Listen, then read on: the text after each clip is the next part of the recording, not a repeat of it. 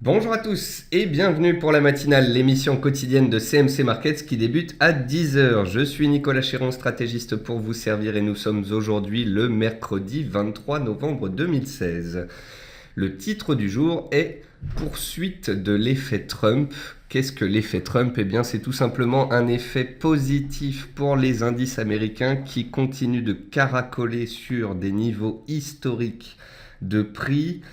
L'effet Trump, c'est aussi une hausse du dollar américain qui reste ancrée dans une tendance haussière. On a également le pétrole qui est soutenu ces dernières séances, mais non pas par l'effet Trump, mais par des spéculations en vue de la réunion des pays producteurs de pétrole la semaine prochaine. Donc voilà, on a des équilibres qui restent à peu près les mêmes depuis les dernières séances. Demain, nous avons Thanksgiving, donc un jour férié aux États-Unis. Vendredi, ce sera une demi-séance aux États-Unis. Donc au fur et à mesure, à la fin de cette séance, la volatilité devrait retomber et on devrait avoir une fin de semaine a priori relativement calme. Bienvenue à tous en tous les cas pour cette matinale. Je salue tous ceux qui viennent de nous rejoindre et également tous ceux qui nous regardent sur YouTube. Avant toute chose, un avertissement sur les risques concernant le caractère purement informatif de cette présentation et les CFD. Je vous invite à en prendre note. Vous pouvez, comme tous les matins, utiliser les fonctions de chat et de questions-réponses en haut de votre écran pour pouvoir converser avec moi. Dans cette émission, on voit ensemble les dernières actualités marché, macro, les actualités actions, les statistiques économiques passées et à venir, une figure graphique reconnue par la plateforme de CMC Markets et bien évidemment, je répondrai à vos éventuelles questions. Alors, en termes d'actualité marché, nouveau record historique du S&P 500 en clôture à 2202 points. Donc les indices américains restent bien orientés, toujours en tendance haussière. Le CAC 40, lui, travaille sa résistance à 4560 points, comme depuis une semaine. Le CAC 40 et le DAX n'arrivent pas à décaler à la hausse, malgré la tendance haussière qui perdure aux États-Unis. Donc si à tout moment on voit les indices américains consolider, eh bien on pourrait voir le CAC et le DAX refluer sous résistance. Pour que le CAC puisse s'affranchir de sa zone de résistance, les 4560, 4580 points, pour pouvoir retrouver ses plus hauts annuels vers 4610 points, pour que le DAX puisse casser ses 10 800 points, eh bien on a l'impression que les marchés attendent plus. Est-ce qu'ils attendent que les indices américains accélèrent de nouveau ou est-ce que le pétrole continue de grimper au-dessus des 48 dollars? Je ne sais pas, mais en tous les cas, une chose est certaine, les indices américains sont haussiers et en Europe, c'est un petit peu plus neutre. Le pétrole est stable à 47,3 dollars en attendant les stocks de pétrole qui seront publiés cet après-midi à 16h30 et qui devraient donner le tempo pour la suite. Le pétrole, en l'espace d'une semaine, est passé de son support de moyen terme à 42,5 dollars. Il a approché sa résistance des 48,8 dollars hier et une stabilisation des prises de bénéfices naturelles sont intervenues sous ce seuil en attendant la publication des stocks. Le dollar index est toujours fortement haussier à 101,2 points. Il a consolidé à la baisse lundi, il s'est stabilisé mardi. Aujourd'hui, mercredi, il est toujours positif. Donc, l'effet Trump perdure ici également. Le sucre a atteint son objectif baissier théorique à 19,5 cents. C'est un objectif baissier théorique que nous avions défini ensemble il y a à peu près 3 semaines. Le sucre cassait une ligne de tendance haussière, il a accéléré à la baisse, il a atteint son objectif et tant que l'on fera des plus bas de plus en plus bas et des plus hauts de plus en plus bas, la baisse pourrait même perdurer en direction du prochain seuil à 18,5 cents. Et puis enfin, on le verra dans la partie graphique, mais la paire AUD-NZD, donc le dollar australien contre le dollar néo-zélandais, matérialise une potentielle ETEI à surveiller. Une ETEI, c'est une épaule-tête-épaule inversée, c'est une figure chartiste de retournement qui sera à confirmer. Côté actualité macroéconomique, les ministres de l'OPEP débattront la semaine prochaine d'une réduction de 4 à 4,5% de la production, mais le soutien de l'Irak et de l'Iran à cette proposition est loin d'être acquis. L'Irak, on peut le comprendre puisque le pays est en guerre et donc a besoin d'avoir une production soutenue pour pouvoir maintenir ses recettes. Selon Crédit Suisse, la richesse de la Grande-Bretagne aurait diminué de 1500 milliards de dollars depuis le vote du Brexit. Donc ça c'est quelque chose à prendre en considération pour les pays qui souhaiteraient par exemple, je ne sais pas, sortir de la zone euro un jour. Ensuite, le nombre de millionnaires en Chine devrait bondir de plus de 70% d'ici 2021 à quasiment 2800 selon Crédit Suisse. Donc la Chine qui continue de s'enrichir avec des millionnaires, de plus en plus de millionnaires, de plus en plus de milliardaires et une classe sociale basse qui voit également ses revenus augmenter. Et puis pour finir, Donald Trump a proposé que Nigel Farage soit un potentiel ambassadeur aux États-Unis puisqu'il s'entend très bien avec ce dernier. Nigel Farage avait été le défenseur du Brexit en Angleterre. Côté entreprise, Airbus annonce que la société va supprimer 780 postes. Safran annonce la clôture de l'opération de cession par l'État de 5,8 millions de titres de la société pour environ 365 millions d'euros. Solocal voit actionnaires et créanciers se déchirer sur son projet de restructuration. Et puis enfin, Vinci a été victime hier d'un faux communiqué, d'une chute en séance de pratiquement 18% pour finir autour de moins 4%. Donc l'AMF va très certainement faire une enquête à ce sujet. Dans les meilleures et les moins bonnes performances du CAC 40, vous pouvez voir qu'on n'a pas de hausse de plus de 2% ou de baisse de plus de 2%. Les marchés sont relativement stables. On a toujours le secteur des matériaux de base qui caracole en tête avec ArcelorMittal, la plus forte hausse. On note également dans ce secteur la continuation du mouvement haussier sur Eramet, qu'on verra ensemble dans la partie graphique. Et puis dans les baisses, vous pouvez voir qu'on a des consolidations sur le secteur automobile, Peugeot qui est sous résistance, ainsi que sur Crédit Agricole et AXA, donc les financières sur lesquelles on assiste à des prises de bénéfices. Côté statistiques passées, on a eu les PMI des services supérieurs aux attentes en France et en Allemagne ce matin, et on a eu un PMI manufacturier allemand inférieur au consensus à 54,4 contre 54,8 attendu. Ensuite, aujourd'hui en séance, il nous reste à 14h30 les commandes de biens durables aux États-Unis, les demandes d'allocation chômage, l'indice PMI de la production manufacturière à 15h45, l'université, donc l'indice de confiance du Michigan à 16h, avec les ventes de maisons neuves également à 16h. Et puis à 16h30, les stocks de pétrole.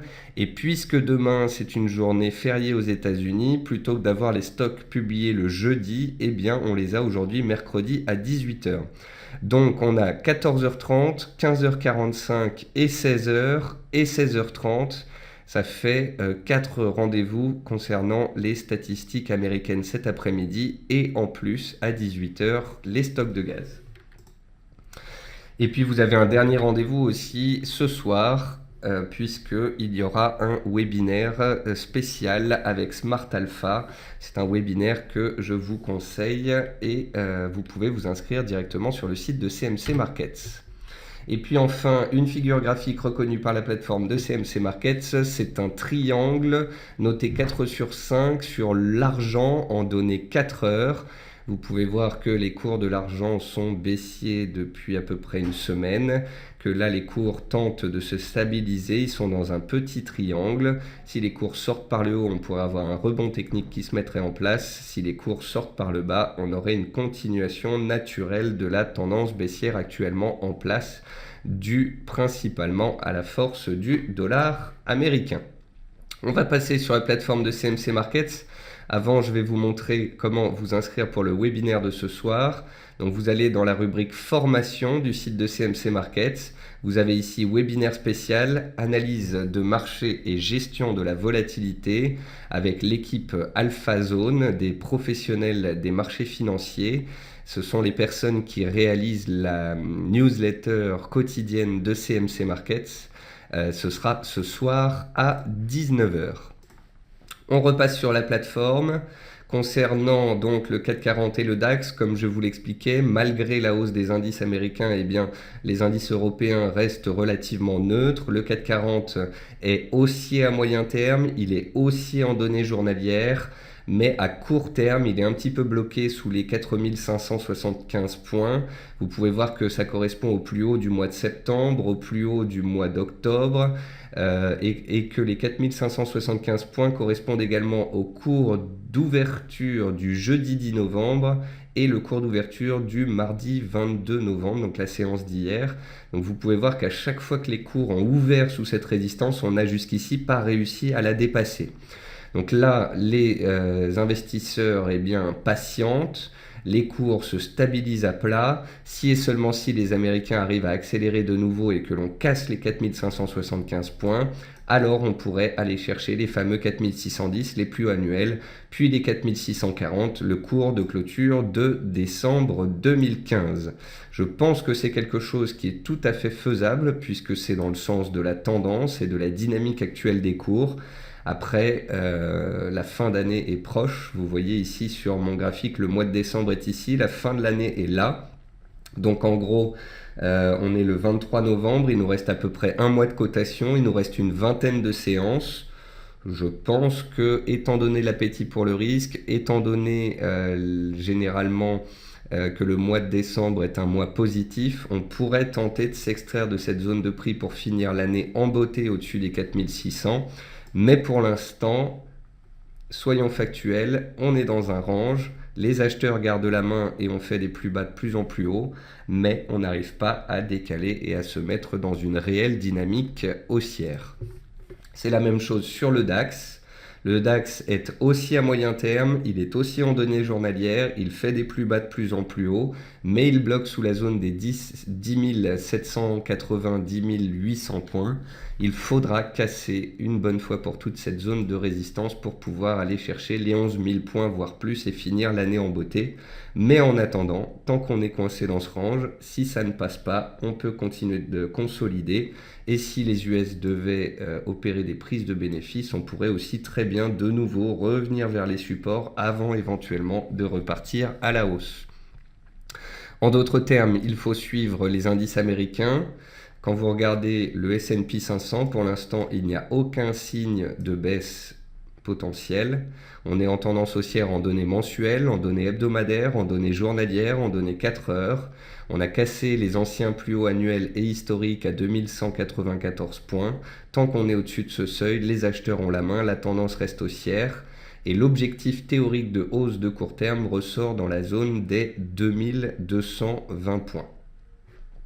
Si on regarde l'US 30, donc le Dow Jones il est dans une tendance haussière mensuelle, hebdomadaire, journalière et 4 heures. Il est sorti d'un petit triangle, d'un petit penant, lundi à la hausse. Hier, il a encore transformé l'essai et aujourd'hui, mercredi, il est relativement stable. Le Dow Jones approche des 19 080, des 19 100 points, objectif théorique haussier que j'ai trouvé par effet de balançoire. En effet, j'ai pris la hauteur du mouvement entre le point bas du Brexit et les anciens plus hauts historiques. J'ai reporté ce mouvement au plus bas de l'effet Trump le jour de l'élection au cours actuel et ça nous donne un objectif théorique vers 19 100, soit encore un demi% de potentiel haussier. Et puis qui sait, tant qu'on fait des plus bas de plus en plus haut, on peut continuer. Donc voilà, des indices américains haussiers et très puissants. Vous l'aurez compris, c'est quand même beaucoup plus rentable d'être à l'achat sur les indices américains que les indices européens qui sont en sous-performance. Concernant les indices américains, on pourrait se dire que parce qu'on a eu une nombre de séquences haussières, eh bien on va avoir bientôt de la baisse. Attention à cela. Je vous ai écrit un petit point sur le Russell 2000 hier, où je vous expliquais un petit peu comment voir les choses. Je vous ai publié ce graphique du Russell 2000 qui montrait 12 séances consécutives de hausse. Et je vous ai mis ce qu'on pourrait se dire en voyant le graphique, ce que l'analyse technique nous dit et ce que les statistiques nous disent. Or, quand on regarde ce graphique-là, eh bien, le trader particulier qui a tendance à être contrarien aura tendance à se dire on est monté trop haut, trop vite, ça ne peut que bosser, on est sous une oblique, je vais passer à la vente. L'analyse technique, elle ne nous dit absolument pas ça. Elle dit que la tendance est haussière, elle dit que le mouvement est puissant, elle dit que sous l'oblique, si on échoue, on peut avoir une petite consolidation qui serait un repli technique avant d'éventuellement aller plus haut. Elle dit aussi que si on casse cet oblique, on peut continuer de grimper. Quant aux données statistiques, eh bien le Russell a enchaîné une 13e séance de hausse, une première depuis 1996 hier, mais il a déjà fait beaucoup mieux, puisqu'en 1988, il avait réussi à enchaîner une séquence de 22 séances consécutives de hausse. Donc voilà, ce petit papier sur le site de CMC Markets, c'était une façon de vous expliquer comment regarder vos graphiques.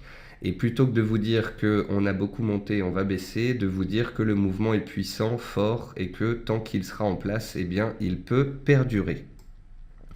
Et puis parallèlement à tout cela, on a la volatilité qui est toujours sur des plus bas et qui montre que les opérateurs sont plutôt confiants. On est plutôt dans un marché d'appétit pour le risque.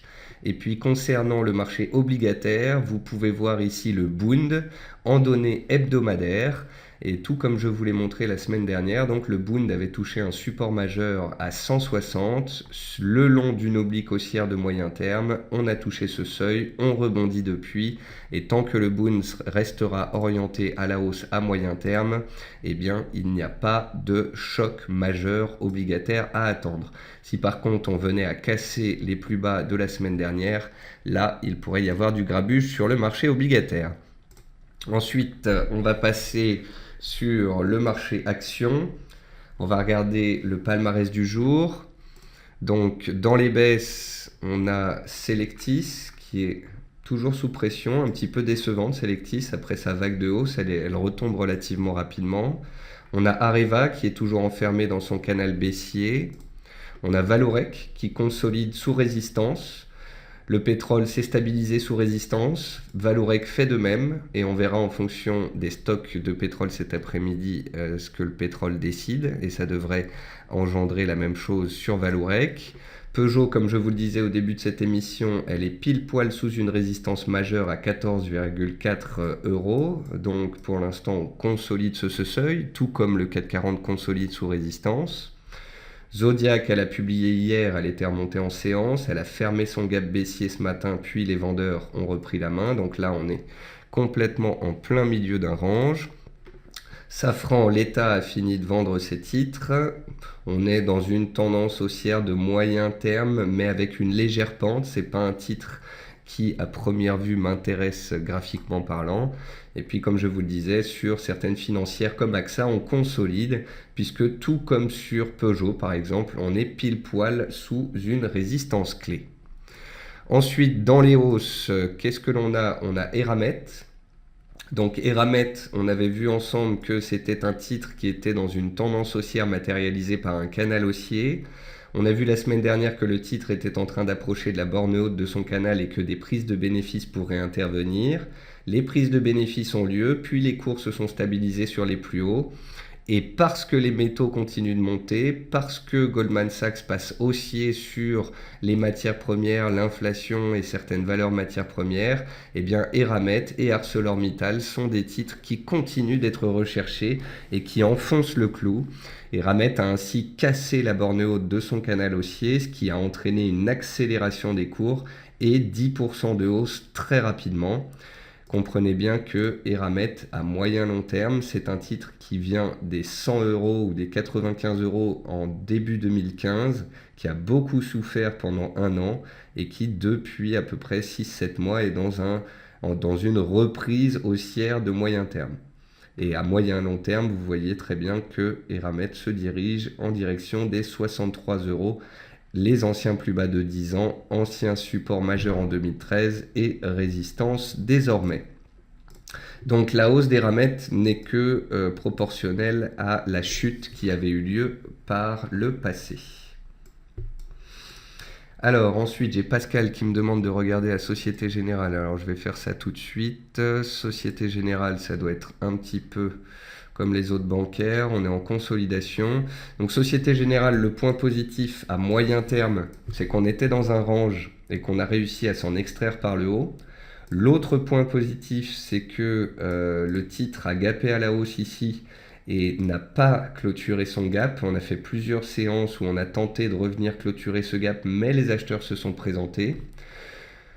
En données hebdomadaires, ça reste pas très clair. En données hebdomadaires, ça reste pas très clair. On a des plus hauts comme ça de plus en plus bas au fur et à mesure des années. On a peut-être encore un peu de potentiel haussier pour revenir vers le cours d'ouverture annuel à 42 euros, voire la clôture de décembre 2015 à 42,60 euros. En données journalières, c'est haussier. Voilà, on était d'ailleurs, je pense qu'on était un petit peu comme sur Eramet dans un canal haussier, puis qu'on a réussi à s'en extraire par le haut. Donc les cours ont accéléré. On s'est stabilisé ces dernières séances et vous voyez qu'on fait des plus bas de plus en plus haut tous les jours. Donc tant que le titre fait des plus bas de plus en plus haut, la tendance est haussière, les acheteurs ont la main et on peut continuer. Si à un moment donné on casse les plus bas des dernières séances, on pourrait revenir sur les 39,30 €, voire clôturer le gap à 38,70 €. Mais en attendant, et ce jusque nouvel ordre, c'est plutôt haussier. Et puis dernière action qu'on m'en demande de regarder, c'est Bolloré.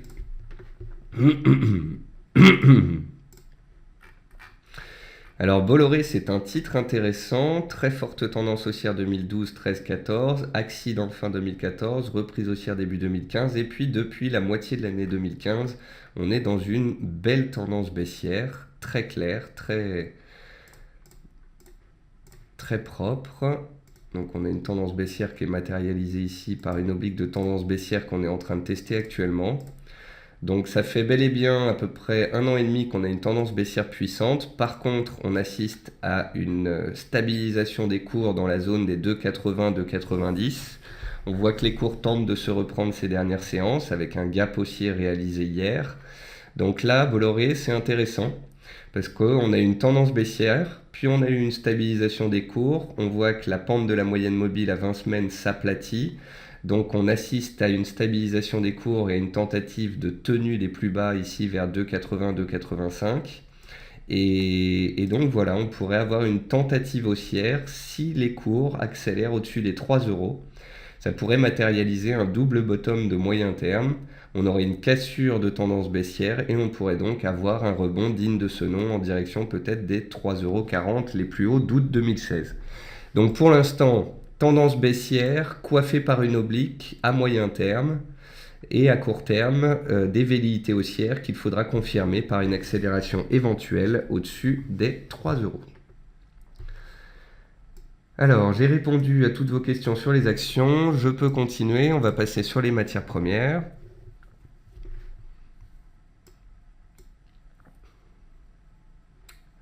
Alors, sur les matières premières, l'avoine semble avoir fait enfin un top et les vendeurs ont pris la main depuis une petite semaine.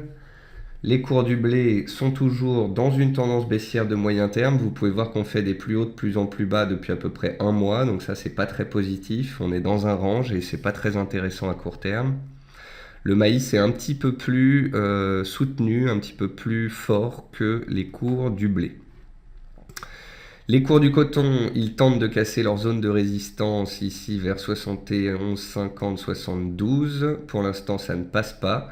Mais c'est à surveiller, ça fait une semaine qu'on consolide sous résistance. Si on venait à l'attaquer et à la casser, eh bien, il y aurait un potentiel aussi en direction des 75-50. A contrario, on pourrait continuer de latéraliser.